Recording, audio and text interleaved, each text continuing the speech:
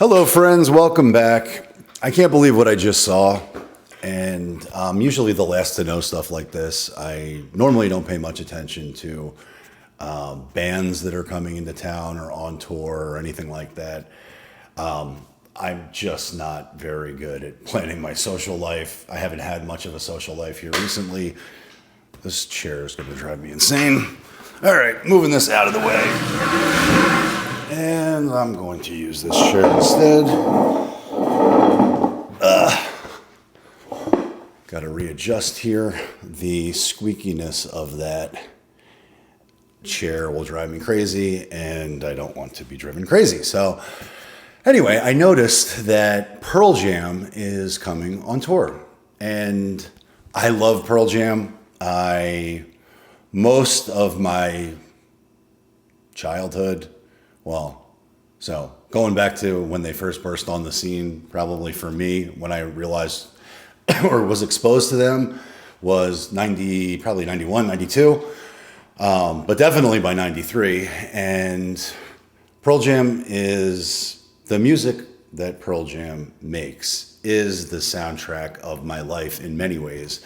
I have so many incredibly good and also really bad memories associated with that. But I wanted to share a story because I had an incredible moment, a life-changing moment, just a miraculous moment with Pearl Jam. And I never have told this story before. In fact, there's a lot of this. Well, a lot of what I'm about to share, I don't think I've ever shared this way. Now, how do I start? I'll start at the beginning.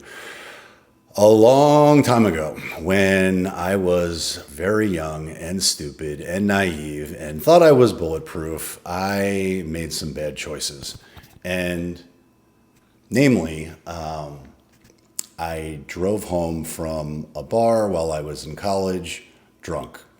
And at the time, I had a pickup truck, and I played rugby for the school. There was all kinds of stuff that was going on in the background prior to me deciding to drive home, but I never should have been driving, and don't drive drunk, or don't drink and drive at all.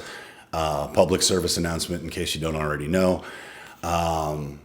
But I didn't know at that time, and I was incredibly stupid. But when I woke up at the bar and the bar was empty and no one was there except the bouncer who politely told me I should leave, and by politely I mean threw me out, there was nobody there. There was nobody in the parking lot. There was nobody in the bar/restaurant, and I was new to the area, so I didn't really know where I was. And my logic told me that if I got back on the main highway, I would eventually recognize the roads and I'd be able to figure out how to get back to where I needed to go. But it's not really how the evening went. And I remember, well, at least to the best of my recollection, I remember driving home in the rain and blaring music. It wasn't Pearl Jam, but I'm going to get to that. And actually, it was The Doors. It was Break On Through to the Other Side.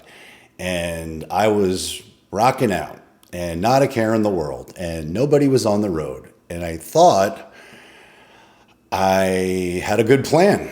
But as I was driving back home, I realized that I had passed the exit that I needed to get off on.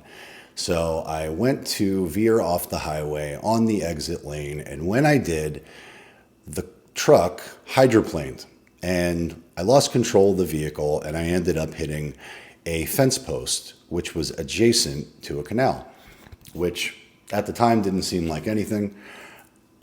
There was nobody with me in the vehicle, and I thought it was, I was scared at first, but I was thankful that nobody had gotten hurt, I hadn't gotten hurt, and the truck, although it seemed to be, I didn't think it was totaled, but it was. It didn't seem that bad at the time. But what I hadn't noticed at first, that there was another vehicle behind me who witnessed the whole thing. They had watched me get into the accident. And I remember them approaching me. It was a couple. I remember them approaching me, and I remember asking them, or more like begging them, to please get me out of here before the cops come, because I'm going to be in trouble, which was true. But what I didn't know is that he was an off-duty police officer, and he had no intention of letting me off the hook, despite his very nice and pretty girlfriend who was asking him to do so. So there I was, stuck like Chuck, out in the rain, and very likely going to be charged with DUI. And I was terrified. So couldn't really do anything. I was a kid, and at the time I was a dumb, drunken kid who made a mistake, but no harm, no foul, or so I thought. And things progressed from there. So I ended up being arrested, being booked. There's all kinds of stories that I could go into, but then this would be a 10-hour video. But thankfully, all of this was before social media. Thankfully, this happened to be on a day where a much bigger news event happened locally. In fact, the person who did the bad thing that I'm not going to talk about, but it involved police, it involved bullets, and it involved other people dying. That person was in the same cell with me, and in the detaining, or in the, I guess, drunk tank, I don't even know what you call it, but central booking. And I remember hearing about what he allegedly had done, and I remember thinking, oh, thank goodness I had nothing to do with that. And thankfully, the police, who could have focused their attention on me, was not really interested in me at all. They were more interested in this person. And this person had a rough time, and they deserved it. Not that I didn't, but I didn't know what I didn't know. So I got released, and my mother had to pick me up. My father was out of town. And as I drove, or my mother drove me back to the dorms, I got a phone call from a friend, and I later came to learn that I wasn't alone in the vehicle, that one of my friends was passed out in the bed liner of the vehicle, and nobody knew he was there, including him to this day. Well, I share that story not because, well, one, I'm not ashamed of it. I certainly wish it didn't happen, but it did happen, and it's also been decades since then.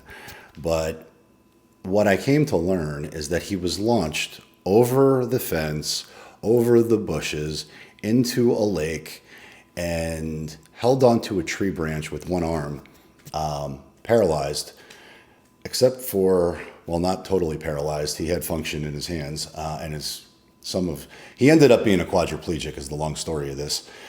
But he held on for his life for like 15 hours before someone came and rescued him. And I cut out a lot of the tangents I could have gone down, but it didn't unravel itself that quickly. But long story short, I got in a lot of trouble. My friend was hurt for life, and the guilt, the shame, the pain, the horror that we both went through was immeasurable. And I've never told the story this way. The story has been told in many different other places. My friend went on to be a Paralympic rugby player and won a gold medal, and has had lots of success and some brushes of fame because of his accomplishments.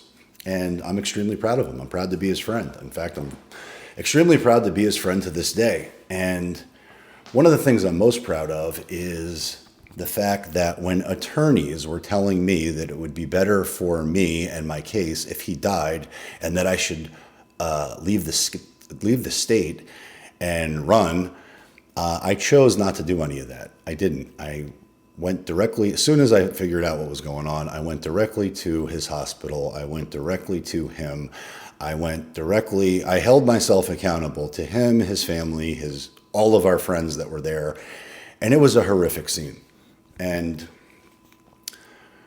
anyhow, his journey has been documented in a documentary. But he was featured in a documentary. That documentary won the Sundance Film Festival. It was nominated for an Oscar. It was a really big deal a long time ago, and it was an incredible experience. However, I really only participated in that movie and then in the book because if I didn't, well, then somebody else was going to tell my story. And I was terrified that they were going to tell it the wrong way or make me the bad guy. And I wasn't the bad guy. I was a dumb kid who made a mistake. And it took me decades to forgive myself. But I've eventually landed in a spot where I forgive myself. Now, you may ask yourself, what the hell does this have to do with Pearl Jam? Because it doesn't seem obvious that it has anything to do with Pearl Jam. But it turns out that it does have everything to do with Pearl Jam.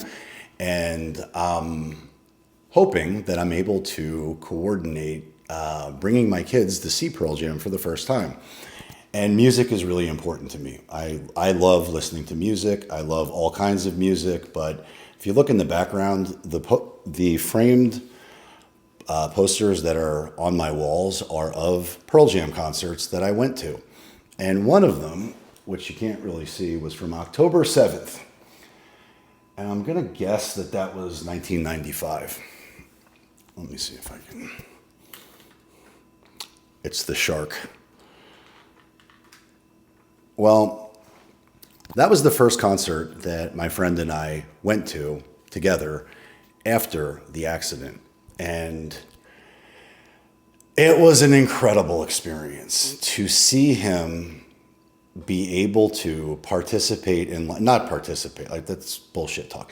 To see him go to a concert in a wheelchair back then where things are not the way they are today, but to see him go there, get into the mosh pit, end up crowd surfing at this concert, to see the crowd go crazy, and for he and I to connect and have this experience was just, in that moment, a life-changing moment.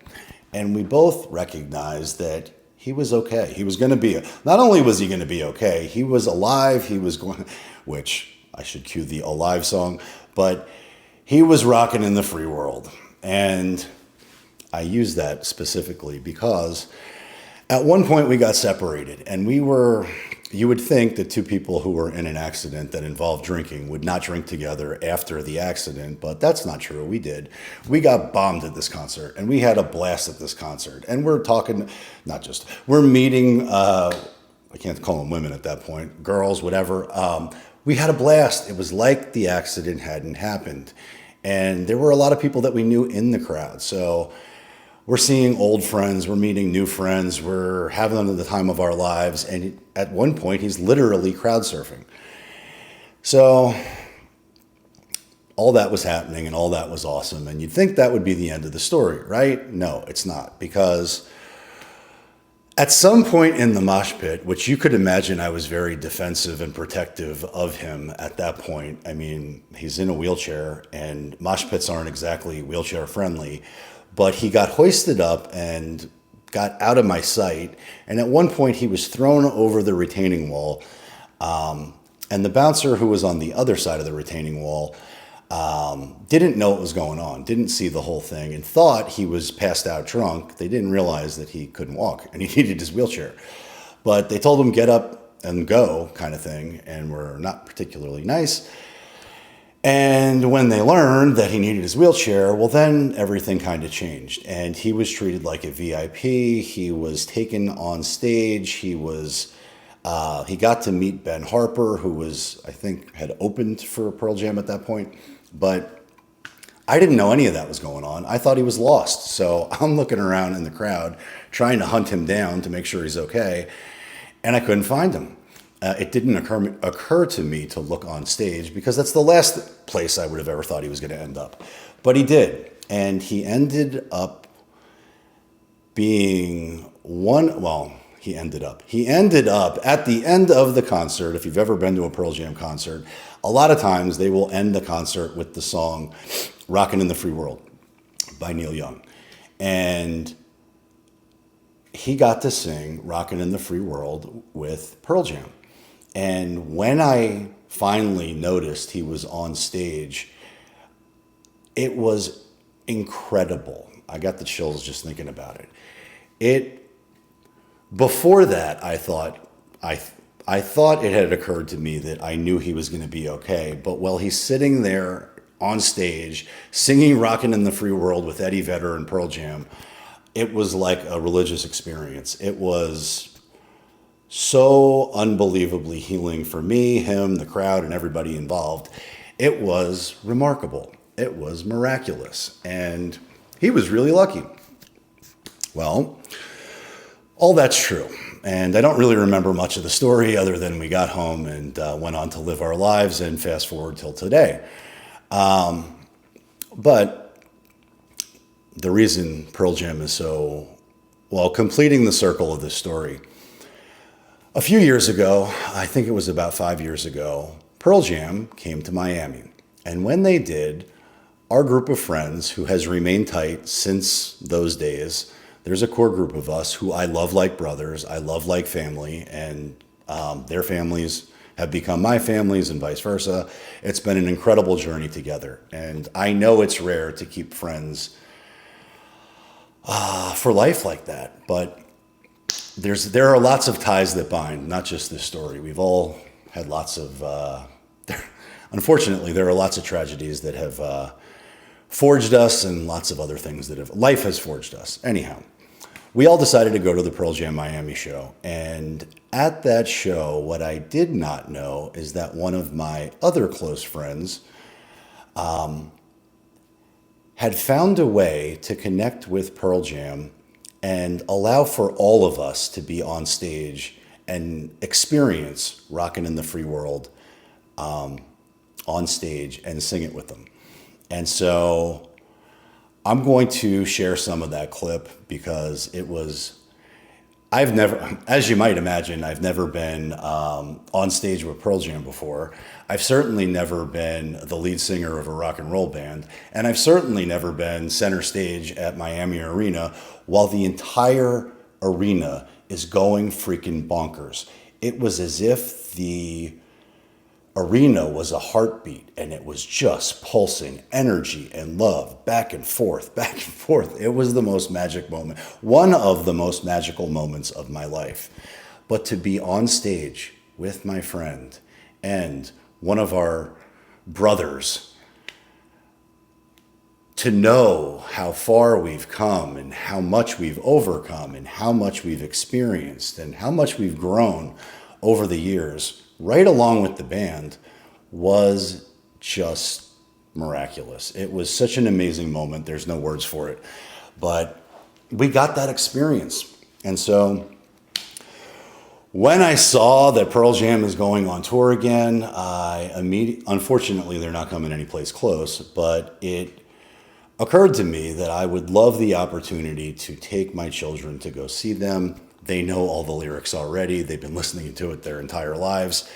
And create more memories with Pearl Jam fans and my family. So I don't have tickets yet.